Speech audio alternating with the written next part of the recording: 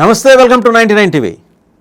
ఖలీదా జియా ఆవిడ వదిలి వెళ్ళిన ఆశయాలని పూర్తి స్థాయిలో ముందుకు తీసుకెళ్ళడానికి తారిక్ రహమాన్ వచ్చేశాడు. BNP బంగ్లాదేశ్ నేషనలిస్ట్ పార్టీ ఘన విజయం సాధించింది బంగ్లాదేశ్ ఎన్నికల్లో. సరే, తేలుకి తనకి సహజంగా ఉండే గుణం నీళ్లలో ఉన్నప్పుడు కాకుండా చేత్తో తీసి బయటికి వేయడానికి ప్రయత్నించినప్పుడు ఒక సాధువుని తేలు ఎలా కుడుతుందో దాని సహజ గుణం, అలాగే గెలవంగానే తారిక్ రహమాన్ సహజ గుణం బయటపడింది. వెంబడే భారత్తో కయ్యానికి కాలు దువ్వాడు. షేక్ హసీనాని అప్పచెప్పాలి, పక్కన 3 డాట్స్, చెప్పకపోతే అనేది. ఇక రెండో అంశం ఏంటంటే అక్కడ జమాతే ఇస్లామీ ఆశించిన స్థానాల్లో గెలవకపోవటం. అది తారిక్ రహమాన్కి వరమా శాపం అంటే రెండూ కూడా. వరం ఎలా అంటే వాళ్ళని తన అదుపులో ఉంచుకోవచ్చు, శాపం ఎలా అంటే వాళ్ళు చేసే వికృత చేష్టలకి ఇతను అనివార్యంగా మద్దతు ఇవ్వాల్సిన పరిస్థితి. ఇంతకుముందు కలిసి పనిచేశాడు కదా. బంగ్లాదేశ్లో జరుగుతున్న పరిణామాలు కొత్త దారులు ఓపెన్ చేస్తాయా, లేకపోతే కొత్త సంక్షోభాలకి కారణమవుతాయా? దీని మీద సమగ్ర విశ్లేషణ అందించడానికి మనతో ఉన్నారు geopolitical affairs expert senior journalist Suresh Kochattil గారు. సురేష్ గారు నమస్తే. నమస్తే. ఎన్నికల రిజల్ట్స్ వచ్చి గంటల వ్యవధిలో అతను అన్న మాట చూశారు కదా, షేక్ హసీనాని మాకు అప్పచెప్పాలి. జనరల్గా ఎవరైనా టైం తీసుకుంటారు, ఏది కనీసం ప్రమాణ స్వీకారం దాకా ఈయన తీసుకోవాలా. ఎలా చూడాలి సార్ దీనికి వాసుదేవన్ గారు, అది వాళ్ళ ఫ్యామిలీ పాలిటిక్స్, అది మోర్ దెన్ బంగ్లాదేశ్ పాలిటిక్స్. ఎందుకంటే ఇతని మీద చాలా మట్టుకు షేక్ హసీనా బంగ్లాదేశ్లో ఉన్నప్పుడు, బంగ్లాదేశ్ బయట ఉన్నప్పుడు కూడా ఇతని మీద చాలా కేసులు వేశారు.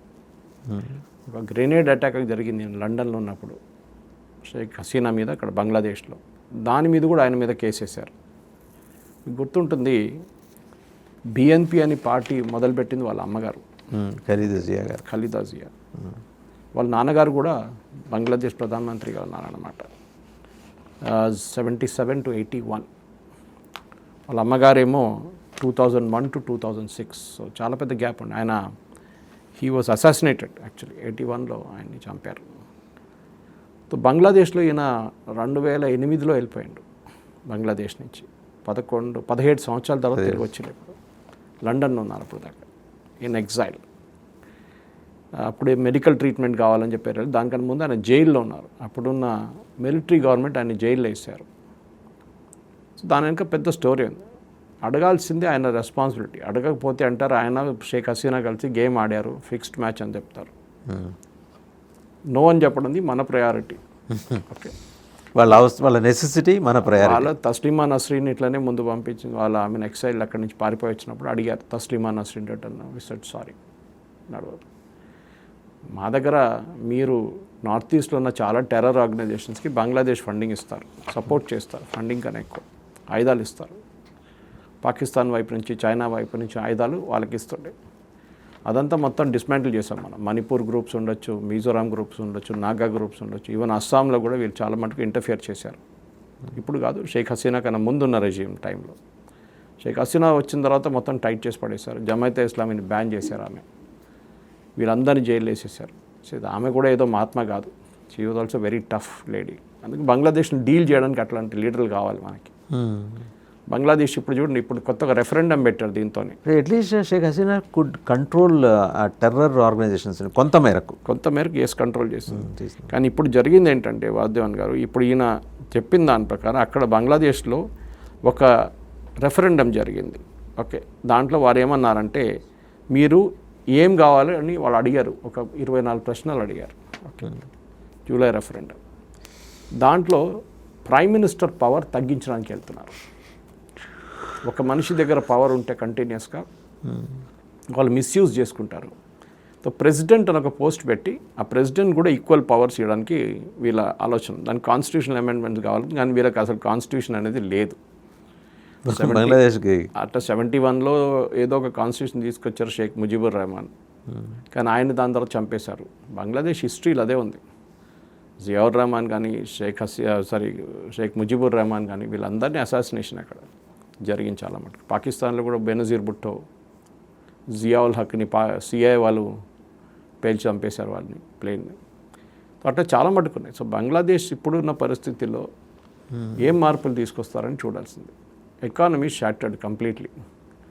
ఈయన యూనిస్ వచ్చిన తర్వాత అక్కడ ఉన్న ఎకానమీ మొత్తం కంప్లీట్గా ధ్వంసం అయిపోయింది.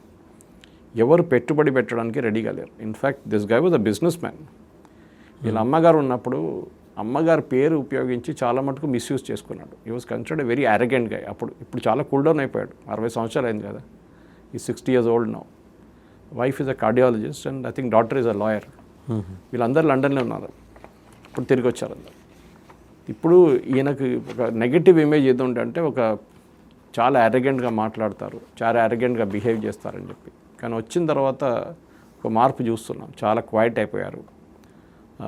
ప్రధానమంత్రి అయినాక ఇంకా క్వైట్ కావాల్సి వస్తుంది. మాట్లాడడం తక్కువ చేసుకోవాలి. కానీ చాలా మట్టుకు బంగ్లాదేశ్ని ఇప్పుడున్న పరిస్థితిని బయటికి తీసుకురావడానికి గోల్డెన్ ఆపర్చునిటీ ఉంది తారిక్ రహమాన్కి. రైట్. రేపు ఎవరైనా బంగ్లాదేశ్ హిస్టరీ రాసినప్పుడు బంగ్లాదేశ్ ఎకనామిక్లీ ఎవరు మార్చారంటే తారిక్ రహమాన్ అని చెప్పొచ్చు. కానీ దానికి చాలా పనులు చేయాల్సి వస్తుంది. ఒకటి, పాకిస్తాన్ లాగానే మీరు రిలీజియస్ దాని మీద ఉండి రిలీజియస్ పరిపాలన చేస్తే అంతే సంగతి. పాకిస్తాన్ అదే స్టేట్లో ఉన్నారు ఇప్పుడు. కాకుండా మోడర్నైజ్ చేసి మహిళలకి ఆపర్చునిటీస్ ఇచ్చి ఎందుకంటే వీళ్ళ టెక్స్టైల్ ఇండస్ట్రీ వీళ్ళ అన్నిటికంటే పెద్ద ఎక్స్పోర్ట్. వాళ్ళకి బ్యాక్ బోన్ అదే కదా. సో 80% వాళ్ళ ఎక్స్పోర్ట్ టెక్స్టైల్ ఇండస్ట్రీ నుంచి వస్తుంది. యూకే వాళ్ళు లాస్ట్ ఇయర్ 30 బిలియన్ పంపించారు ఎక్స్పోర్ట్స్. ఈయన కూడా టెక్స్టైల్ బిజినెస్లో ఉన్నారు. దాంతోపాటు అగ్రో బిజినెస్లో ఉన్నాడు ఇక్కడి నుంచి పారిపోయే ముందు బంగ్లాదేశ్ నుంచి. సో అట్లాంటి పరిస్థితుల్లో ఇప్పుడున్న సిట్యువేషన్లో తారిక్ రహమాన్కి చేయాల్సినవి చాలా పనులు ఉన్నాయి. భారతదేశంతో గొడవ పెట్టుకుంటే ఆయన ముందుకెళ్ళలేడు.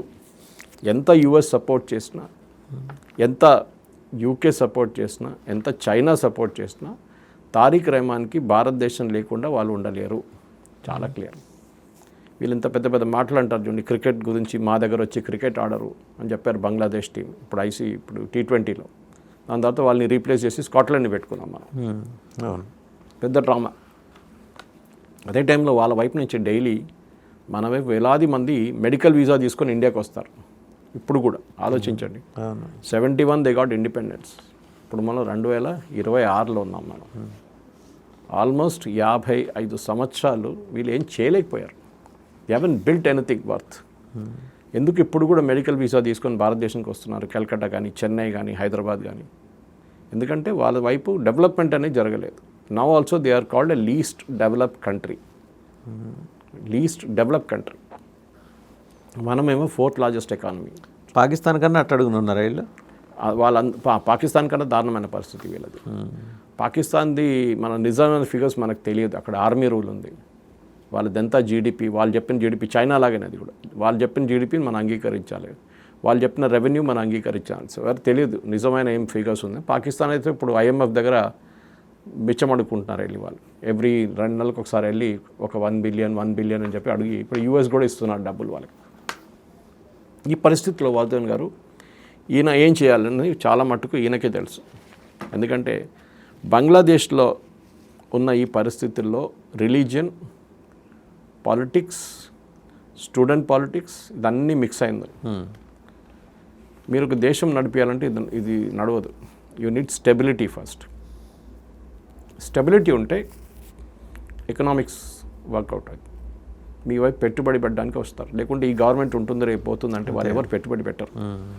సో బంగ్లాదేశ్ బయటికి రావాలంటే చాలా మట్టుకు తారిక్ రహమాన్ పొలిటికల్ అక్యూమన్ మీద ఉంటుంది.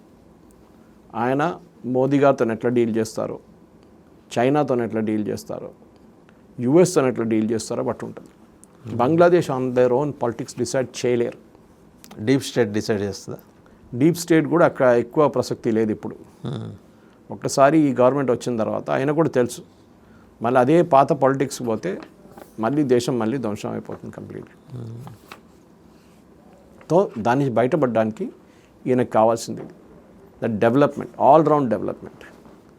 స్పెషలీ టెక్స్టైల్ ఒక్కటే కాకుండా వాళ్ళ వైపు నుంచి ఉన్న అగ్రో ప్రోడక్ట్స్ కానీ మిగతా ఇండస్ట్రీస్ ఆలోచించండి. మన దగ్గర నుంచి తీసుకెళ్లే పవర్ సప్లైతోనే వీళ్ళు 17 నుంచి 20% వాళ్ళ టోటల్ పవర్ సప్లై మన జార్ఖండ్లో ఉన్న అదానీ యూనిట్ నుంచి వస్తుంది వీళ్ళకి.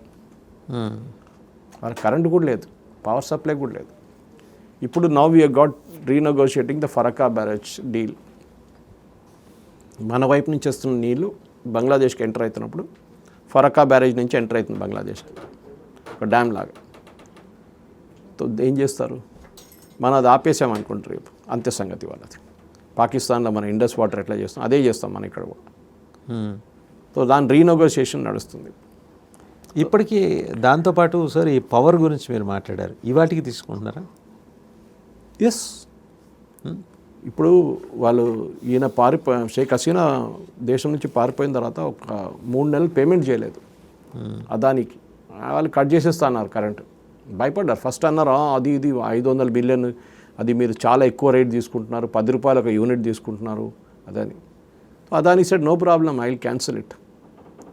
మేము ఇండియాలో అమ్ముకుంటాం పవర్, మాకు ట్రాన్స్మిషన్ లాసెస్ ఉన్నాయి, మీ దేశానికి తీసుకురావడానికి it has to travel through West Bengal and then reach Bangladesh. మాకు రిస్క్ అది ఎక్కువ. సో మీకు వద్దంటే మేము ఇక్కడ భారతదేశంలో అమ్ముకుంటాం పవర్, మాకు ప్రాబ్లం. ఇక్కడ 7 రూపాయలు అమ్ముకుంటే కూడా మాకు ప్రాఫిట్ ఉంటుంది. ఆ పరిస్థితి నుంచి మొదలైందన్నమాట. So today the situation is such that ఆయనకి ఒక స్టేబుల్ మైండ్ యూజ్ చేసి ఎకనామిక్ డెవలప్మెంట్ తీసుకురావాల్సింది. సెకండ్, అక్కడ ఉన్న స్టూడెంట్స్ యూనియన్స్ని అరికట్టాల్సిందే. వీళ్ళే వైలెన్స్ చాలా మటుకు క్రియేట్ చేస్తారు. కానీ 71 వార్లో కూడా ఇదే స్టూడెంట్సే చేశారు యాక్చువల్లీ. అప్పుడు కూడా మీకు గుర్తుంటుంది, 71 వార్లో భారతదేశం యాక్షన్ తీసుకోవడానికి వెళ్ళిన దానికి కారణం అక్కడున్న ఢాకా యూనివర్సిటీ స్టూడెంట్స్ పైన కాల్పులు జరిపి ఆల్మోస్ట్ 200 మందిని చంపారు పాకిస్తాన్ ఆర్మీ. అక్కడి నుంచి మొదలైంది 71 ప్రాబ్లం. సో ఢాకా యూనివర్సిటీ అనేది ఒక హాట్ బెడ్. మన దగ్గర ఉస్మానియా అని చెప్పొచ్చు కావాలంటే, కానీ ఉస్మానియా అంత పొలిటికల్ యాక్టివ్ కాదు. ముందుండే ఒక టైంలో తెలంగాణ అజిటేషన్ 69లో ఉన్నప్పుడు ఉండే. దాని తర్వాత మనం చూసాం పీడిఎస్యూ ఆర్ఎస్యూ వాళ్ళంతా వెళ్ళిపోయారు. దాని తర్వాత ఎస్ఎఫ్ఐ కొంచెం, ఇక్కడ అంత పాలిటిక్స్ ఇక్కడ లేదు. బంగ్లాదేశ్ దగ్గర ఉన్న ఎక్స్పోర్ట్ పొటెన్షియల్ పెంచి వాళ్ళకి ఇంకా రెవెన్యూ ఎక్కువ రాదు. వాళ్ళ ప్రజల నుంచి ట్యాక్స్ కలెక్ట్ చేయడము, లేకుంటే మనలాగా ఫారిన్ డైరెక్ట్ ఇన్వెస్ట్మెంట్ వచ్చి పెద్ద పెద్ద కంపెనీలు పెట్టడానికి బంగ్లాదేశ్లో పొటెన్షియల్ లేదు. ఎందుకంటే స్టెబిలిటీ లేదా. ఈయన గవర్నమెంట్ ఉంటూ రేపు మిలిటరీ వాళ్ళు ఏమైనా చేసి టేక్ ఓవర్ చేస్తారా? ఎందుకంటే ఇతన నాన్నగారే Ziaur Rahman was a military officer. అవునా, జియావుర్ రహమాన్.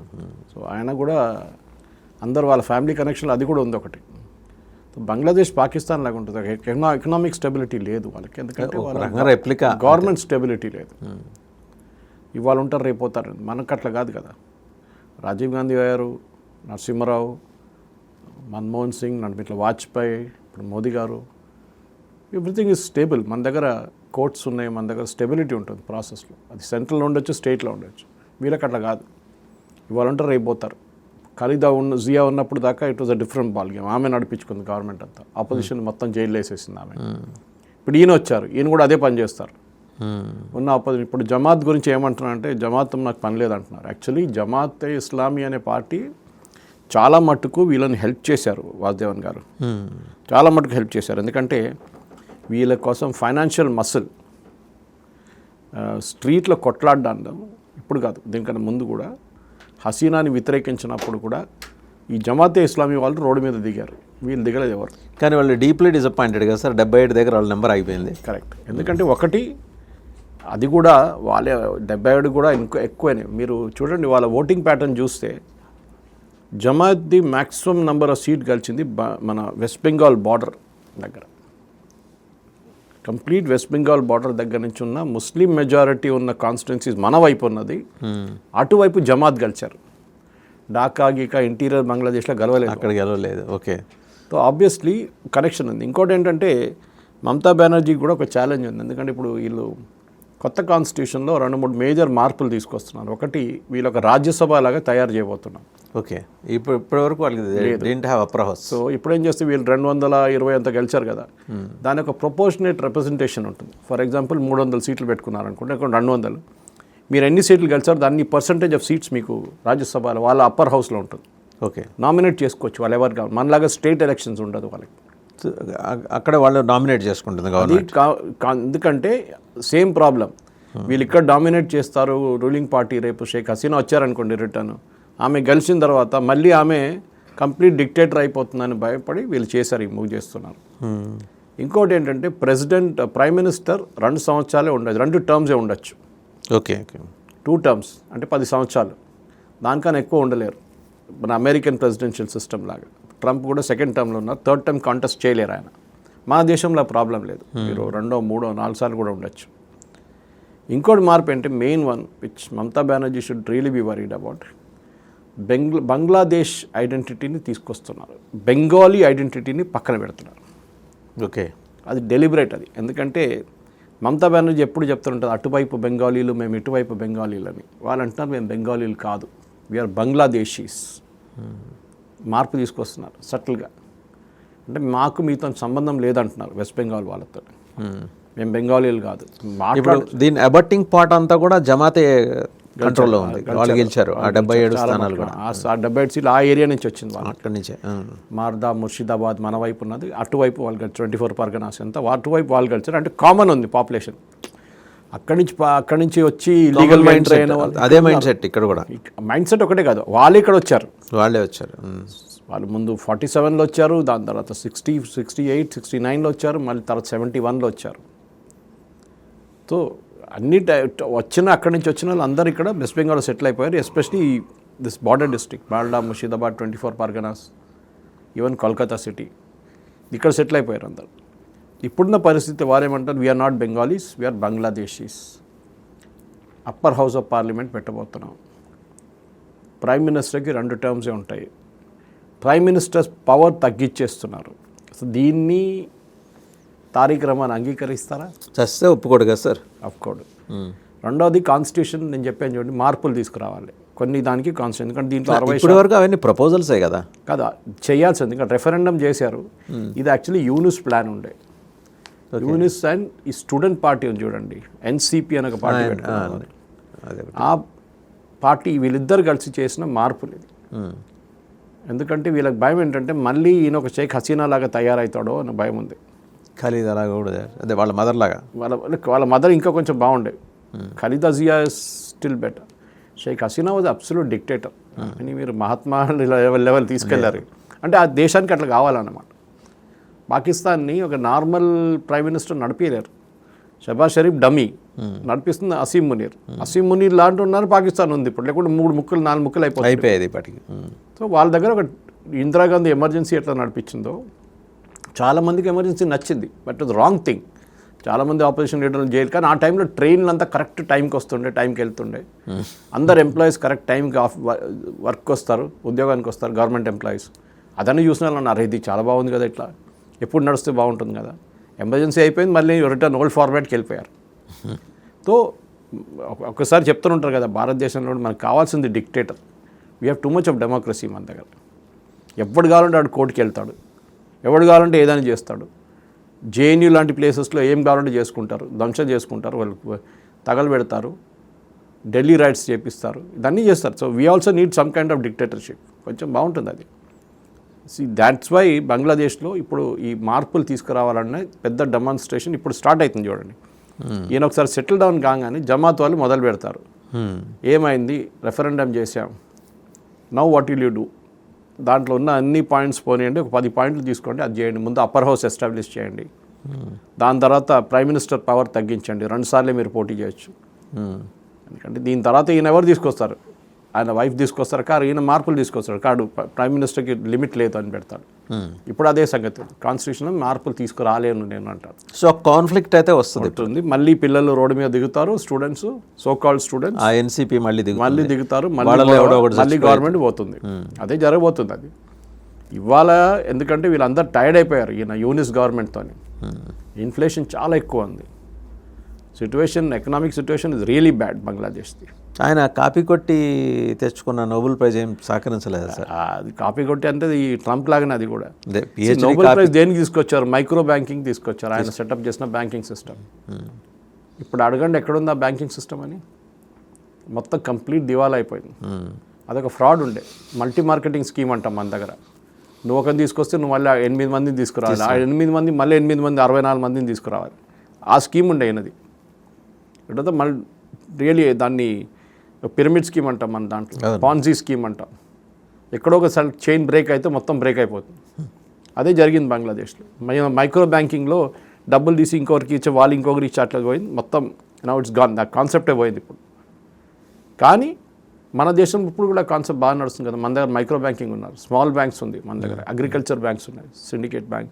వాళ్ళు అగ్రికల్చర్ బ్యాంక్ సెటప్ చేస్తారు, రూరల్ బ్యాంక్ సెటప్ చేస్తారు, ఆర్ఆర్బీస్. ఎనీవే బంగ్లాదేశ్ తిరిగి వద్దాం మనం. ఈ పరిస్థితుల్లో ఎట్లా దేశాన్ని ముందుకు ఎట్లా తీసుకెళ్తారంటే యూఎస్ సపోర్ట్ కావాల్సి వస్తుంది బిగ్ టైం. యూఎస్ పెట్టుబడి పెట్టడానికి రెడీగా ఉన్నారు అక్కడ, ఎందుకంటే వాళ్ళకి ఒక బేస్ కావాలి అక్కడ. దీనికన్నా ముందు షేక్ హసీనా ఒక స్టేట్మెంట్ ఇచ్చి, మీకు గుర్తుంటుంది, ఆమెని అక్కడి నుంచి బయటికి తరిమికొట్టే ముందు ఒక స్టేట్మెంట్ ఆమె ఒకసారి ఇచ్చింది పబ్లిక్లో.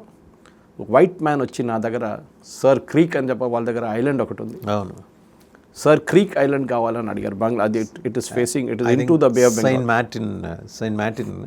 Saint Martin's and Saint Creek, sorry you can cut this actually.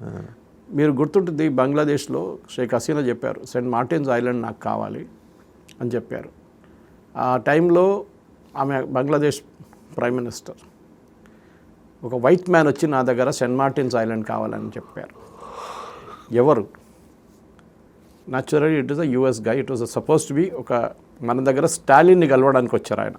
Okay, US envoy ఒకరు. ఈ డజంట్ హ్యావ్ ఆయనకి పొజిషన్ లేదు, కానీ ఈ represents the government of US Biden administration టైంలో. స్టాలిన్ వచ్చి కలిశారు. స్టాలిన్ వచ్చి కలిసి ఢిల్లీకి వెళ్లకుండా డైరెక్ట్ ఈవెంట్ బంగ్లాదేశ్. స్టాలిన్ ఎందుకు కలిశారో మీరు గెస్ చేసుకోవచ్చు. బంగ్లాదేశ్కి వెళ్ళినప్పుడు Sheikh Hasina said nothing doing, I will not give you. దాని తర్వాత ఆమె మీద అజిటేషన్, ఆమె తీసి పక్కన పడేస్తారు. That is the reason, one of the main reasons ఆమె ఎందుకు పవర్. ఎన్వై అంటే ఎన్వాయ్ కాదు, he was not an envoy, he was only representing the government of US, representative. ఆయన ఒక పొజిషన్ లేకుండే ఆయనకి. ఓకే, ఇట్లాంటి పరిస్థితుల్లో ఇప్పుడున్న దాంట్లో బంగ్లాదేశ్లో ఏం జరగచ్చు అని మీరు అడిగితే రిలేటివ్ స్టెబిలిటీ ఉంటుంది నెక్స్ట్ ఒక సంవత్సరం పాటు. అందరు అంటారు మేము టైర్డ్ అయిపోయినాం, చాలా tired, we are sick and tired of ఈ యూనిస్ గవర్నమెంట్, మనం ఒక సిస్టమ్ తీసుకొద్దాం. ప్రధానమంత్రి వచ్చింది ఇప్పుడు, చెక్ మీద సంతకం పెట్టడానికి ఒక మనిషి ఉన్నాడు ఇప్పుడు, ఇంటర్నేషనల్ ఫండింగ్ తీసుకొద్దాం. వీళ్ళంతా పండుగ చేసుకుంటున్నారు కదా, యూఎస్ కూడా మాకు 0% టెక్స్టైల్ ఇది ఇచ్చారని చెప్పేసి మొన్న. అవును, కండిషన్ ఏం పెట్టారు యూఎస్, మా కాటన్ కొనాలి, మా యాన్ కొంటే దాని మీద 0%. వాళ్ళ యాన్ 100 రూపాయలు, వీళ్ళు ఇచ్చేది 10 రూపాయలు. మీరు చైనా నుంచి తెప్పించుకున్నారు ఇప్పుడు దాకా, చైనా నుంచి కొనకుండా మా ధర కొనండి, కొంటే మేము మీకు 0% యాక్సెస్ ఇస్తాం టారిఫ్ లేకుండా.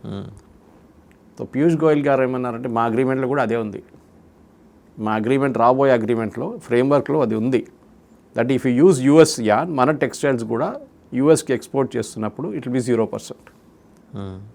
కానీ మనం ఏం చేస్తాం, యూఎస్కి అది వాడుకుంటాం, కానీ మనకి చాలా మటుకు ఎక్సెస్ కాటన్ ఉంది, ఎక్సెస్ యాన్ ఉంది, అది మనం బంగ్లాదేశ్ కూడా పంపిస్తుండే, అది బ్యాన్ చేసాం ఇప్పుడు, మొత్తం కట్ ఆఫ్ చేసేసాం మనం. అది మనం వాడుకుంటాం, మన డొమెస్టిక్ ఇండస్ట్రీ వాడుకొని రేపు యూరోప్ పంపించేసుకుంటాం మనం, మనకి ఇటు ఓపెన్ యూకే పంపించుకుంటాం, జీసీసీకి పంపించుకుంటాం మనం. అప్పుడు ఏం చేస్తారు? అప్పుడు ఏం చేయలేరు కదా. సో బంగ్లాదేశ్ అనే టెక్స్టైల్ ఇండస్ట్రీకి ఒక పెద్ద ఛాలెంజ్ భారతదేశం. మన తిరుపూర్ కానీ, మన కీటెక్స్ వరంగల్ కానీ, మన లుధియానా కానీ, ఇట్లాంటి చాలా చోట్ల ఉన్నాయి మన దగ్గర textiles strong holds. So definitely మనం బంగ్లాదేశ్ని కాంపీట్ చేయొచ్చు, కానీ బంగ్లాదేశ్కి ఉన్నది అదొక్కటే. నాకు గుర్తుంది ఇప్పుడు కూడా వాసుదేవన్ గారు, నేను 1999 అనుకుంటాను, చంద్రబాబు నాయుడు గారు ఉన్న టైంలో, ముఖ్యమంత్రిగా ఉన్న టైంలో, మనకి రిపబ్లిక్ డేలో ఒక ఫ్లోట్ ఉంటుంది, ఒక పెద్ద ట్రక్ లాగా పెట్టుకుని ప్రతి స్టేట్కి ఒకటి ఉంటుంది, అన్ని స్టేట్ సెలెక్ట్ చేయరు. సో దాని మీటింగ్ ఎప్పుడు మొదలవుతుందంటే ఆల్మోస్ట్ జూలై ఆగస్ట్లో మొదలవుతుంది, జనవరి 26 కోసం. సో దానికన్నా ఒక 5-6 సంవత్సరాల దాకా ఆంధ్రప్రదేశ్, అప్పుడు ఉమ్మడి ఆంధ్రప్రదేశ్కి ఫ్లోట్ రిజెక్ట్ అయింది, కంటిన్యూస్గా రిజెక్ట్ అయింది. సో ఆ టైంలో చంద్రబాబు నాయుడు గారు, జేసీ మహంతి గారు, అప్పుడు డిఐపిఆర్ చీఫ్ ఉండే, doctor JC Mohanty, IAS officer, senior IAS officer. So ఆయన ఒకరోజు నన్ను పిలిచి, నేను ఒక ఏజెన్సీలో పనిచేస్తుండే, సో ఆ పిలిచి అన్నాడు, సురేష్ గారు టిపికల్ ఒరిస్సా ట్యాంగ్ ఉంది దానికి, మీరు ఢిల్లీకి వెళ్ళాలి, ఢిల్లీకి వెళ్ళి ఈ ఫ్లోట్ ప్రెజెంటేషన్ ఒకటి ఉంది మీటింగ్, దాంట్లో ఆర్మీ బ్రిగేడియర్లు, వాళ్ళు వీళ్ళు ఆర్టిస్టులు, పెద్ద పెద్ద వాళ్ళు ఉంటారు, 10 మంది ఉంటారు, మీరు వాళ్ళ ముందు ప్రజెంటేషన్ చేయాలి, అన్ని స్టేట్స్ వస్తారు, ఫస్ట్ ప్రజెంటేషన్ అని చెప్పాను. సరే సార్, పీపీటీ తీసుకొని, ఎర్లీ డేస్ అప్పుడు పీపీటీ జస్ట్ స్టార్ట్ అయింది ఆ టైంలో. నేను సో అడిగాను, నేను ఎందుకు నన్ను పంపిస్తున్నారు సార్ అంటే, మనకి 8 times రిజెక్ట్ అయింది ఇప్పుడు దాకా, 8 సంవత్సరాల నుంచి మన ఫ్లోట్ లేదు, మీరు వెళ్ళండి అన్న. నేను వెళ్ళాను, 8 or 6 అనుకుంటాను, వెళ్ళి ప్రజెంటేషన్ చేశాను. చేస్తే ఏం చేశారంటే, మనం బుద్ధిజం గురించి చేశాం. ఆచార్య నాగార్జున, మన నాగార్జున సాగర్ దగ్గర వాళ్ళ మన బుద్ధిజం మన దగ్గర నుంచి బుద్ధుడి తర్వాత 2 స్ట్రీమ్గా స్ప్లిట్ అయింది, ఒకటి మా వైపు ఉంది, ఆంధ్ర వైపు ఉంది అని చెప్పి చూపించడానికి, అదే లోకంకు మొత్తం తిరిగింది ఆ బుద్ధిజం అని చెప్పి. అక్కడ Komal Man Singh dancer, she made a very Sonal Man Singh, she made a very good statement. ఆమె ఇంకో బ్రిగేడియర్ ఇంకా ఆయన ఉన్నారు, ఆయన వానేమన్నారంటే, చూడండి ఆ బీహార్కి ప్రతి సంవత్సరం వాళ్ళు ఇదే బుద్ధుడిని తీసుకొస్తారు ఫ్లోట్లో, ఇప్పుడు మీరు కూడా తీసుకెళ్ళిపోతే వాళ్ళకేముంటుందని. సో బంగ్లాదేశ్ పరిస్థితి కూడా అదే. మన వైపు నుంచి లాస్ట్ మనం సెలెక్ట్ అయ్యాం, బై ద వే ఆ float got selected after 6 years. So బంగ్లాదేశ్కి ఉన్నది టెక్స్టైల్ ఒకటి, మన టెక్స్టైల్ కొట్టాం చూడండి, వాళ్ళు ఏం లేకుండా పోతారు, ఎందుకంటే వాళ్ళ మ్యానుఫ్యాక్చరింగ్ లేదు. నేను ఈ స్టోరీ ఎందుకు చెప్పానంటే మన ప్రేక్షకులు అర్థం చేసుకోవడానికి. వాళ్ళకి మీ రిస్క్ ఏంటంటే మీ దగ్గర ఒక్కటే ఇండస్ట్రీ, ఆ ఇండస్ట్రీ కొలాప్స్ అయింది అనుకోండి, మీ దగ్గర ఇంకేం లేదు. వాళ్ళు మ్యాక్సిమం వాళ్ళ అగ్రో ప్రొడక్ట్స్ ఉంటుంది అంతే, కొంచెం ఫిష్, హిల్సా ఫిష్ ఉంటుంది, అది హిల్సా ఫిష్ యూజువలీ కలకటాలో వెస్ట్ బెంగాల్ ఎక్కువ కన్జ్యూమ్ చేస్తారు. మీరు బిలీవ్ చేయరు, ఇప్పుడు అన్నిటికంటే ఎక్కువ హిల్సా ఫిష్ ఒక టైంలో బంగ్లాదేశ్ నుంచి వస్తుంటాయి. లాస్ట్ 3 సంవత్సరాల నుంచి మీరు గెస్ట్ చేయండి ఏ స్టేట్ నుంచి మ్యాక్సిమం హిల్సా ఫిష్ బెంగాల్కి వస్తుందని. మన ఇండియన్ స్టేట్ నుంచి Gujarat. Okay, Gujarat is exporting maximum hilsa fish to west Bengal. ఇప్పుడు ఆలోచించండి, వాళ్ళు పంపిస్తున్నారు. ఎలా అంటే వాళ్ళు గ్రో చేసుకున్నారు. మీరు బిలీవ్ చేసి Gujarat is a vegetarian state అది ఇది అనుకుంటారు, కానీ వాళ్ళ దగ్గర hilsa fish production big time అనమాట. ఓకే, సో బంగ్లాదేశ్కు ఉన్న స్పెషాలిటీ ఇది ఒక్కటే. సో తారిక్ రహమాన్ ఛాలెంజ్ ఏమి ఉండబోతుందంటే ఈ పోర్ట్ఫోలియో ఎక్స్పాండ్ చేయాల్సి వస్తుంది ఆయనకి. ఏది టెక్స్టైల్, యాగ్రో, ఇంకేదైనా చిన్న చిన్న ఫిష్ లాంటిది పెట్టి పక్కన తీసి, ఎందుకంటే మన ఎక్స్పోర్ట్స్ చూడండి, వాళ్ళ ఎక్స్పోర్ట్స్ చూడండి. యూఎస్కి తీసుకుందాం, మనం ఎంత export, we are huge amount of export. కానీ వాళ్ళ యూకి చూడండి 30 బిలియన్ వాళ్ళది టెక్స్టైల్ ఎక్స్పోర్ట్స్ యూకి. మన దగ్గర కూడా రాలేదు మనం ఇంకా. సో మనకు పెద్ద ఆపర్చునిటీ ఉంది, కానీ మనం ఎక్కువ ప్రెషర్ పెడితే బంగ్లాదేశ్ ఇండస్ట్రీ కొలాప్స్ అయిపోతుంది. వాళ్ళు ప్రైస్ డిఫరెన్షియల్ మీద ఆడుకుంటున్నారు. ఓకే, క్వాలిటీ డిఫరెన్షియల్ మనం తీసుకొస్తే పెద్ద పెద్ద స్టోర్స్ మన దగ్గర నుంచి కొంటారు అప్పుడు ఎక్స్పోర్ట్స్లో. సో తారిక్ రహమాన్ మనతోని మంచిగా బిహేవ్ చేసి మోదీ గారు చెప్పిన మాట వింటే బాగుంటుంది. మనకి షేక్ హసీనా ఉన్నప్పుడు ఒక ఓవర్లాండ్ రూట్ ఉండే నార్త్ ఈస్ట్కి వెళ్ళడానికి, మొత్తం తిరిగి సిలిగురి కారిడార్ నుంచి వెళ్ళకుండా మనం డైరెక్ట్ బంగ్లాదేశ్ లోపల నుంచి ఒక ట్రైన్ లాగా ట్రాక్ వేసుకున్నాం. మనం ఉంది వాళ్ళ దగ్గర, అది మనం యూజ్ చేసుకుంటుండే. ఈవెన్ ట్రక్స్ కూడా లోపల నుంచి వెళ్ళి డైరెక్ట్ నార్త్ ఈస్ట్ అటు 7 Sisters దగ్గర వెళ్ళిపోతుంది, అటు మణిపూర్ కానీ మిజోరాం వైపు మేఘాలయ వైపు వెళ్ళిపోతుంది. వీరు అది కట్ చేశారు. ఇప్పుడు చాలా వైలెన్స్ అవుతుంది, ఇండియన్ ట్రక్ నెంబర్ చూస్తే మళ్ళీ తగలబెడతారేమో అని చెప్పి. సో మనం మళ్ళీ మొత్తం తిరిగి వెళ్ళాల్సి వస్తుంది, 5-6 days ఎక్స్ట్రా పడుతుంది. కానీ కొత్తగా హైవే కడుతుంది, వాళ్ళు మోదీ గారు ఇనాగ్రేట్ చేస్తున్నారు దాంట్లో ఒక హైవే. అవును, అస్సాంలో. So if you allows Indian products entry through Bangladesh, then మనం కూడా వాళ్ళకి కావాల్సిన సౌకర్యం ఇస్తాం. చాలా ఈజీ. ఫర్ ఎగ్జాంపుల్ నేపాల్ తీసుకోండి, నేపాల్కి సీ యాక్సెస్ లేదు. వాళ్ళకి వచ్చే పెట్రోలియం ప్రోడక్ట్స్ అంతా మనం పంపిస్తున్నాం మన వైపు నుంచి, మన పోర్ట్ నుంచి, కలకత్తా నుంచి. ఒక పైప్ లైన్ ఉంది, డైరెక్ట్ నేపాల్కి వెళ్తుంది అది. సో కలకత్తా పోర్ట్ నుంచి నేరుగా నేపాల్కి వెళ్తుంది. సో వీళ్ళు కూడా ల్యాండ్ లాక్ కంట్రీ ఉన్నారు నేపాల్. బంగ్లాదేశ్కి సీ యాక్సెస్ ఒకటే ఉంది. నార్దర్న్ బంగ్లాదేశ్కి వాళ్ళకి వెళ్ళాలంటే చాలా డిస్టెన్స్ తీసుకుంటారు వాళ్ళు. సో మన వైపు నుంచి కూడా హెల్ప్ ఉండే అక్కడ నార్దర్న్ బంగ్లాదేశ్లో చాలా మటుకు మన సరుకులు అక్కడ పంపిస్తుండే మనం. కానీ ఇప్పుడు లాస్ట్ ఒక 6 నెలల్లో ఈ ప్రాబ్లం ఉంది బంగ్లాదేశ్తో. వాళ్ళు మన ప్రోడక్ట్స్ని బాయ్కాట్ చేశారు, మన ఓవర్లాండ్ రూట్ని క్యాన్సిల్ చేసి పడేశారు. మన వైపు నుంచి ఉన్న చాలా మటుకు ప్రోడక్ట్స్ని అడ్డుకున్నారు. అండ్ ఇది కూడా ఎయిర్ స్పేస్ కూడా వాళ్ళు బ్యాన్ చేస్తా అన్నారు. చేయలేదు, ఇప్పుడు చేస్తా అన్నారు. చేస్తే మనం కూడా బ్యాన్ చేస్తాం. కొడుకులు they will be in deep trouble. ఎందుకంటే పాకిస్తాన్ నుంచి మీరు వెస్ట్ ఏషియా నుంచి వస్తున్న ఫ్లైట్, బంగ్లాదేశ్ విమాన్ ఫ్లైట్ భారతదేశం పైనుంచి వెళ్తే ఈజీగా వెళ్ళిపోవచ్చు వాళ్ళు. ఇది మొత్తం తిరిగి కొలంబో వైపు నుంచి తిరిగి మీరు ఎట్లా వెళ్ళాలంటే it is the longest route. కానీ ఇక్కడ Pakistan is the biggest enemy. Pakistan ఈ లాస్ట్ 6 నెలల్లో, ఎస్పెషలీ లాస్ట్ 3 నెలల్లో చాలా మటుకు వాళ్ళు డెలిగేషన్స్ని పంపిస్తున్నారు బంగ్లాదేశ్కి. వాళ్ళు కూడా ఓపెన్గా మాట్లాడుతున్నారు that we will do a tie up with Bangladesh అది ఇది అని చెప్పేసి. దాన్ని యూఎస్ కూడా ఎక్కువ అబ్జెక్ట్ చేయట్లేదు. కానీ బంగ్లాదేశ్ ఎన్ని రోజులు పాకిస్తాన్ ఉంచుకుంటారో మనం చూడాల్సింది. And that is a threat for us. General Bipin Rawat ఒక టైంలో అన్నారు వీఆర్ ఫైటింగ్ 2.5 ఫ్రంట్ వార్ అని. ఒకటి పాకిస్తాన్, ఒకటి చైనా, ఒకటి అర్బన్ నెక్సల్స్. ఇప్పుడు now we going to fight 3 front war, ఎందుకంటే నెక్సలిజం ఫినిష్ అయిపోయింది ఆల్మోస్ట్. బంగ్లాదేశ్ కూడా ఒక థ్రెట్గా మారిపోతుంది రేపు. అది కంట్రోల్ చేయాలంటే it is the responsibility of Tarique Rahman. ఆయన చేయకపోతే దెన్ బంగ్లాదేశ్ చాలా పెద్ద ప్రాబ్లంలో రావచ్చు. చేస్తాడంటారా సార్? No choice. మనం కానీ చాలా అడమెంట్ కదా అతను. అడమెంట్ ఉండే, ఇప్పుడు చూడండి ఈస్ చేంజ్డ్ ఎ లాట్. పాత వీడియోలు తీసి చూడండి, ఆయనది చాలా అరగెంట్గా మాట్లాడుతుండే. వాళ్ళ అమ్మగారు ఉన్నారు కదా, మీ అమ్మగారు ప్రధానమంత్రి ఉన్నారు, అప్పుడు మీరు ఎట్లా బిహేవ్ చేస్తారు, రాహుల్ గాంధీ ఎట్లా చేస్తారు, అట్లానే ఉంటుంది. వాళ్ళ ప్రధానమంత్రి ఉన్నప్పుడు మన్మోహన్ సింగ్ రాహుల్ గాంధీ ప్రెస్ కాన్ఫరెన్స్లో ఒక క్యాబినెట్ రెజల్యూషన్ చింపి పడేశాడు. ఆ టైంలో ప్రధానమంత్రి గారు పాప అబ్రాడ్ ఉన్నారు. ఆలోచించండి ఆయన సంగతి. ఆ అరగెన్స్ చూడండి, అదే అరగెన్స్ ఉండే ఆయనకి. కానీ ఇప్పుడు క్వైట్ అయిపోయింది. ఆయనకు అర్థమైపోయింది ఒక దేశం నడిపించాలంటే ఇంకొక గేము. ఆ కుర్చీలో వచ్చి కూర్చున్నప్పుడు తెలుస్తుంది మీకు. అప్పుడు పెద్ద పెద్ద మాటలు అంటారు, నేను అది చేస్తాను ఇది చేస్తానని. ఒకసారి చైర్లో కూర్చున్నప్పుడు మీకు తెలిసిపోతుంది ఆ రెస్పాన్సిబిలిటీ ఏముందని. అది చాలా ఇంపార్టెంట్ వాసుదేవన్ గారు. And that is where I think Tariq Rahman బంగ్లాదేశ్లో కొత్త మార్పు తీసుకురావాలంటే హసీనాని పక్కన పెట్టండి, ఆమెను అక్కడ పంపించాలని డిమాండ్ పక్కన పెట్టండి, మీ దేశాన్ని డెవలప్ చేయండి ఫస్ట్. దాన్ని యుఎస్ సహకరిస్తారు, భారతదేశం సహకరిస్తారు. కానీ మీరు పాకిస్తాన్ తీసుకొస్తే దెన్ ద గేమ్ చేంజెస్. చైనానైతే యుఎస్ అడ్డుకుంటారు, నో ప్రాబ్లం, మనం ఏం చేయక్కర్లేదు. That is going to be the main game. అంటే ఇక్కడ ఒకటి సార్, ఇప్పుడు జమాతే ఇస్లామీ థ్రెట్ అయితే ఒకటి ఉంది కదా, దాన్ని ఎలా అతను కంట్రోల్ చేయగలడు? ఎందుకంటే మొన్నటిదాకా ఏంటి, ఇంతకుముందు 17 years ముందర మధ్యలో కూడా పరోక్షంగా వాళ్ళ సహకారం తీసుకుంటూ వచ్చాడు. ఇప్పుడు వాళ్ళకి మంచి కాక మీద ఉన్నారు. వాళ్ళనైతే క్యాబినెట్లో తీసుకోడు గ్యారంటీగా, వాళ్ళకి పవర్స్ ఇవ్వడు. మరి వాళ్ళు వెళ్ళి పాకిస్తాన్ టెర్రర్ క్యాంప్స్ తోటి కలిస్తే ఈయన భరిస్తే ఏంటి? చేయలేడు. ఎందుకంటే జమాయితే ఇస్లామీ అనేది మన దగ్గర కూడా ఉన్నారు. సేమ్ బ్రాంచ్ ఇక్కడ ఉంది. కేరళలో ఒక న్యూస్ ఛానల్ నడిపిస్తారు వాళ్ళు, మీకు గుర్తుంటుంది, మీడియా వన్ అని చెప్పి, మాధ్యమం అని చెప్పి ఒక న్యూస్ పేపర్ ఉంది వాళ్ళకి, చాలా పాతది, 40-45 years old. Pure Islamic philosophy. Caliphate start చేయాలి భారత్. ఈ మీడియా వన్ అనే ఛానల్ని బ్యాన్ కూడా చేశారు గవర్నమెంట్ ఆఫ్ ఇండియా. కేరళలో 10-11 ఛానళ్ళు ఉన్నాయి, మీడియా ఛానల్స్, న్యూస్ ఛానల్స్. దాంట్లో ఇదొకటి. దీన్ని చంద్రచూడ్ ఉన్న టైంలో బ్యాన్ చేస్తే బ్యాన్ లిఫ్ట్ చేయించారు సుప్రీంకోర్టు. ఆలోచించారు. అంతా క్లోజ్డ్ సర్కిల్ ఇది. కపిల్ సిబల్ ఆర్గ్యూ చేశారు వాళ్ళ కోసం.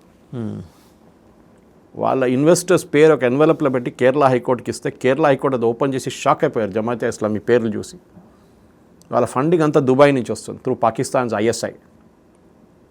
ఇది చూపించారు. అదే ఎన్వెలప్ జస్టిస్ చంద్రచూడ్కి వస్తే ఆయన నేను ఓపెన్ చేయనని చెప్పారు. I don't want to see it, lift the ban. So మన దగ్గర కూడా ఇదే జమాతే ఇస్లామీ ఇక్కడ ఉందని నేను ఎగ్జాంపుల్ ఇస్తున్నాను మీకు. కేరళలో చాలా పవర్ఫుల్ వాళ్ళు. కేరళ, ఢిల్లీ వాళ్ళ బ్రాంచే బంగ్లాదేశ్లో ఉంది. ఏం మార్పు లేదు. జమాతే ఇస్లామీ హింద్ అక్కడ వేరే, జమాతే ఇస్లామీ బంగ్లాదేశ్ అంతే. వాళ్ళ అవుట్లుక్ ఇస్ సేమ్. కావాల్సింది క్యాలిఫేట్, కావాల్సింది ఇస్లామిక్ రూల్. సో బంగ్లాదేశ్లో ఇప్పుడు 1 కోటి మంది, ఐ థింక్ 1,20,00,000 హిందూస్ ఉన్నారు. చిన్న నంబర్ కాదు, పాకిస్తాన్ లాగా కాదు. అఫ్కోర్స్ చాలా తగ్గింది అనుకోండి. మన ట్విన్ సిటీస్ 3-4 కోట్లు ఉన్న హిందువులు ఇప్పుడు 1 కోటి మందికి వచ్చేసారు. కానీ వాళ్ళు they are still a big group. మీరు అనుకుంటున్నారా ఈయనకి 220 సీట్లు ఒట్టిగా అట్లా వచ్చేసింది అనుకుంటున్నాను? చాలా ఆల్మోస్ట్ 99% హిందూస్ BNPకే ఓటేశారు. ఇది astonishing sir. Lesser of the 2 evils అంటాం. అదే ఉన్నోళ్ళలో తక్కువ. ఈడు పెద్ద దొంగ, గజ దొంగ, ఈడు దొంగ. సో యూనస్ వద్దనుకొని ఈడికేశారు. సో యూనిస్ అని కాదు, అక్కడ జమాతే ఇస్లామీ, జమాత్ ఇస్లామీ, రైట్, వాళ్ళు వద్దని చెప్పి ఇక్కడ వేశారు. So obviously that is the game అన్నమాట. కొంత ఎంతలో కొంత ప్రోగ్రెసివ్ థాట్ ప్రాసెస్ ఉన్నట్టు. Because he was in London for a long time. అది మార్చి ఉండొచ్చు. ఆయన అక్కడ ఉన్న పాలిటిక్స్ చూశాడు. ఇన్ఫ్యాక్ట్ లండన్ నుంచి జూమ్లో నడిపిస్తుండే బంగ్లాదేశ్ నేషనలిస్ట్ పార్టీని, ఢాకాలో ఉన్న పార్టీని. ఎందుకంటే ఇక్కడ రాలేరు, వస్తే హసీనా అరెస్ట్ చేసి మళ్ళీ జైలు వేసేస్తాడు అని ఆ భయం ఉండే ఆయనకి. He was running it from there itself. జూమ్లో నడిపిస్తుండే. It was the famous thing. అది ఇంకో స్టోరీ అది చెప్పాలంటే. సో ఆలోచించండి, that is how Bangladesh Nationalist Party was run. So మన ఇప్పుడున్న పాలిటిక్స్ చూస్తే మోదీ గారు, అజిత్ దోవల్ గారు కానీ, రాజ్నాథ్ సింగ్ గారు వీళ్ళు క్వైట్గా గేమ్ ఆడతారు. మనం ఎక్కువ మాట్లాడక్కర్లేదు. మోదీ గారు ఫోన్ చేశారు, మాట్లాడారు కూడా. అభినందించాలి కాబట్టి అభినందిస్తారు. అది మన ఎప్పుడు చెప్తాను, డిప్లొమాటిక్గా you can change your friends. మీరు మీ ఫ్రెండ్స్ని మార్చుకోవచ్చు. నైబర్ని మార్చుకోలేవు, వాళ్ళు అక్కడే ఉంటారు. వాళ్ళతో ఉండాల్సిందే. మీకు నచ్చకపోవచ్చు. You make some kind of compromise. మన వైపు అంటే మన స్ట్రెంగ్త్ చూపించాలి. మనం ఎకనామిక్ స్ట్రెంగ్త్ ఉంది మనది, డిఫెన్స్ స్ట్రెంగ్త్ ఉంది మనది. నువ్వు పాకిస్తాన్ తీసుకొచ్చి ఇక్కడ ఆడతావా, అది మళ్ళీ 71కి వెళ్ళిపోతామేమో అని చెప్పాలి వాళ్ళకి. అంత సింపుల్ వేస్తాడు. ఆ గేమ్ మనం ఆడుతున్నాం, మనం బయట ఎక్కువ మాట్లాడక్కర్లేదు. ఇంకోటి సార్, ఇందాక మీరు చెప్పారు 300 crores ఆఫ్ ఇది వాడు ఇవ్వాల్సి ఉంటుంది మనకి బకాయిలు. ఎవరికి? అదానీకి ఇవ్వాలి. అది అదానీ వాళ్ళు తీసుకున్నారు, వాళ్ళు తెలుసు వాళ్ళకి ఎట్లా తీసుకోవాలని. ఇప్పుడు కూడా మనం ఈ బడ్జెట్లో కూడా ఐ థింక్ బంగ్లాదేశ్కి 50-100 కోట్లు పెట్టాం మనం సహాయం కోసం. అదేంటంటే ఫుడ్ హెల్ప్. వాళ్ళకి రైస్ ఉండదు, తక్కువ ఉంటుంది, ఇప్పుడు గోధుమలు ఉండదు వాళ్ళ దగ్గర. సో ఇప్పుడు కూడా యూనిస్ టైంలో కూడా అడిగారు, మా దగ్గర చాలా పెద్ద ప్రాబ్లం ఉంది, రైస్ ఇస్తా అంటే మనం ఎంతో 300 మిలియన్ టన్స్ 100 మిలియన్ టన్స్ ఎంత పంపించాం మనం. I don't remember the exact quantity. మనం పంపించాం, రైస్ పంపించాం బంగ్లాదేశ్కి. అప్పుడు ఇక్కడ చాలామంది మొత్తుకున్నారు, ఎందుకు వాళ్ళకి ఇస్తున్నారు, అక్కడ హిందువుల్ని చంపుతున్నారు. అదొక హ్యూమానిటేరియన్ కన్సిడరేషన్ ఉంటుంది. పోనీలే చస్తున్నారు తిండి లేకుండా, తిండి పెడదాం వాళ్ళకి. కానీ దానికి కూడా వాళ్ళు తీసుకొని మళ్ళీ మనల్ని కొడితే అప్పుడు మనం బంద్ చేసుకోవచ్చు, ట్యాప్ బంద్ చేసుకోవచ్చు. ఇప్పుడు బంగ్లాదేశ్ కావాల్సింది ఏంటంటే వాళ్ళ గవర్నమెంట్ కొంచెం మెచ్యూర్గా ఆలోచించి, మెచ్యూర్గా థింక్ చేసి మార్పులు తీసుకొచ్చి ఎకానమీని ఇంప్రూవ్ చేయండి. పాకిస్తాన్ని ఎంకరేజ్ చేయకండి. పాకిస్తాన్ వాళ్ళ సెల్ఫిష్ గేమ్ ఆడుతున్నారు. మీరు క్రికెట్లో చేసినట్ల పాకిస్తాన్ సపోర్ట్ తీసుకొని ఇప్పుడు ICC T20కి మీరు సపోర్ట్ ఎట్లా తీసుకున్నారో దాని మొత్తం బ్యాక్ ఫైర్ అయింది కదా. మీరు ఎందుకు పాకిస్తాన్ సపోర్ట్ తీసుకున్నారు? ఏం జరిగింది? మీకు ఏమొచ్చింది దాని నుంచి? ఏం రాలేదు. మిమ్మల్ని తీసి స్కాట్లాండ్ని పెట్టారు ICC, అంతే. సరే, మీ రెవెన్యూ మీకు ఇచ్చారు, అది బిచ్చోలు కదా, ఏం చేయలేరు పాపం వాళ్ళు. క్రికెట్ బోర్డు ఆ డబ్బు లేకపోతే వాళ్ళు దుకాణం బంద్ చేసేయాల్సి వస్తుంది వాళ్ళకి. అదే పాకిస్తాన్ హెల్ప్ తీసుకోకుండా నడిపిస్తే బాగుంటుందని చాలా క్లియర్గా తారిక్ రహమాన్కి మెసేజ్ వెళ్ళాల్సింది. అది US మాకు అబ్జెక్షన్ లేదు, US అక్కడే కూర్చుంటారు వాళ్ళు 100%. సార్, US మళ్ళీ ఇదే డిమాండ్ పెట్టచ్చా, సెయింట్ మార్టిన్స్ ఐలాండ్ మాకు ఇవ్వండి అని? మొత్తం వాళ్ళ దగ్గర ఉంది కదా ఇప్పుడు, మొత్తం బంగ్లాదేశ్ వాళ్ళ దగ్గర ఉంది, రిమోట్ వాళ్ళ దగ్గర ఉంది కదా. US చూడండి, వెస్ట్ ఏషియాలో ప్రతి country, Islamic country, Saudi Arabia, UAE, మన ఖతర్, బహ్రెయిన్, ఒమాన్, అన్ని దేశాల్లో వాళ్ళ బేసెస్ ఉన్నాయి. Biggest US base outside US in ఖతార్లో ఉంది. ఆలోచించండి, సౌదీ అరేబియాలో బేస్ ఉంది. ఎందుకంటే అక్కడున్న రాజులు, అక్కడున్న మహారాజులు, వాళ్ళకి భయం, ఏ రోజు మా ప్రజలు మా వ్యతిరేకంగా వస్తారో అని భయం ఉంది వాళ్ళకి. దానికోసం USని ఉంచుకుంటారు అక్కడ. Iran is possibly the only place they don't have anybody. అవును, అంతే. దగ్గర తప్పించి దానికన్నా ముందు ఉండే. సో మీరు బాగారం ఎయిర్ ఫోర్స్ బేస్ చూడండి ఆఫ్ఘనిస్తాన్, ఎందుకు? It's very crucial for them. అప్పుడు ఉండే, ఇప్పుడు అది లేదు వాళ్ళ చేతిలో. సో ఈ స్ట్రాటజీ US ఏంటంటే బేసిక్లీ ఇప్పుడు బంగ్లాదేశ్లో 2 బేస్లు పెట్టుకుంటారు వాళ్ళు. ఏమనంటే మేము రీఫ్యూయలింగ్, రిపేరింగ్ చేసుకుంటా ఉంటారు. ఏదో ఒకటి పెట్టుకుంటాడు, స్ట్రాటజిక్ గాడికి అది కావాలి వాడికి. అక్కడే షిప్పులు పెట్టుకుంటాడు, మా షిప్ రిపేరింగ్ సెంటర్ చేసుకుంటాం మేము. బంగ్లాదేశ్లో షిప్ రిపేరింగ్ సెంటర్ లేదు. కానీ ఇప్పుడు ఏంటి, పాకిస్తాన్ అంటే మేము J-17, J-25 వాళ్ళకి అమ్ముతున్నాం. ప్లీజ్, బంగ్లాదేశ్లో మీరు టేకాఫ్ చేసిన, ల్యాండ్ చేసినా మీరు అయిపోతుంది, బార్డర్ క్రాస్ చేసేస్తారు మీరు, అంతే. So you cannot run a huge air force మీ దగ్గర. సో మీరు కావాలంటే తీసుకోండి, మీరు ముందు ప్రజలకి తిండి పెట్టండి, దాని తర్వాత ఎయిర్ ఫోర్స్ జెట్ గురించి ఆలోచిస్తుంది. అది right sir. Thank you Suresh గారు, thank you very much. So చూసాం కదా, అంటే బంగ్లాదేశ్లో ఇన్ని పార్శ్వాలు, ఇన్ని కోణాలు ఉన్నాయి. సురేష్ కొచ్చాటిల్ గారు చెప్పినట్టు వాళ్ళు ఉగ్రవాదాన్ని, ప్రత్యేకించి పాకిస్తాన్ ప్రాయోజిత ఉగ్రవాదాన్ని నిరోధించలేకపోతే మాత్రం కష్టాలు తప్పవు తారిక్ రహమాన్కి. అండ్ తారిక్ రహమాన్ కూడా వైజ్ ఎనఫ్, 17 ఏళ్ళ క్రితం ఉన్న తారిక్ రహమాన్ కాదు, కొద్దిగా అక్కడ UK వచ్చిన తర్వాత సంస్కరింపబడ్డాడు కొంచెం. XXX సోప్ అది వాడి రిఫైన్ అయ్యి వచ్చాడు ఇక్కడికి. వచ్చాడు కాబట్టి ఈసారి ఈ జమాతే ఇస్లామీ బ్యాచ్ని ఎంకరేజ్ చేయకపోవచ్చు. ఎందుకంటే అంతర్జాతీయంగా చోటు చేసుకుంటున్న పరిణామాలు, జియోపొలిటికల్ ఈ డెవలప్మెంట్స్ అన్నీ కూడా అతని మీద ప్రభావం చూపిస్తాయి. US పెట్టుకుంటే, US తోటి అండర్స్టాండింగ్ అంటే నో ఇష్యూ, అండర్స్టాండింగ్ ఏముంది, అసలు US కంట్రోల్లోనే ఉన్నాడు కాబట్టి సెయింట్ మార్టిన్స్ కాబట్టి ఇంకోటైనా సరే ఆ ఢాకా రాసి చేయాల్సిందే US. ఎప్పుడైతే పాకిస్తాన్ని ఎంకరేజ్ చేయడం మొదలెడతాడో అప్పటి నుంచి సమస్యలు మొదలైతాయి. అండ్ మనం కూడా చాలా జాగ్రత్తగా వ్యవహరించాలి. అండ్ సురేష్ కొచ్చాటిల్ గారు ఒక మాట అన్నారు, ఎలా అంటే ఒకవేళ అటువంటి పరిస్థితే ఉత్పన్నమైతే బంగ్లాదేశ్ని నియంత్రించడానికి మన ప్రధానమంత్రి దగ్గర, మన రక్షణ మంత్రి దగ్గర, మన విదేశాంగ వ్యవహారాల శాఖ మంత్రి దగ్గర స్పష్టమైన నిక్కచ్చైన వ్యూహాలు ఉన్నాయి. సో అంతకు వరి అవ్వాల్సిన అవసరం లేదు. అలాగని అజాగ్రత్తగా కూడా ఉండకూడదు. Thank you very much sir.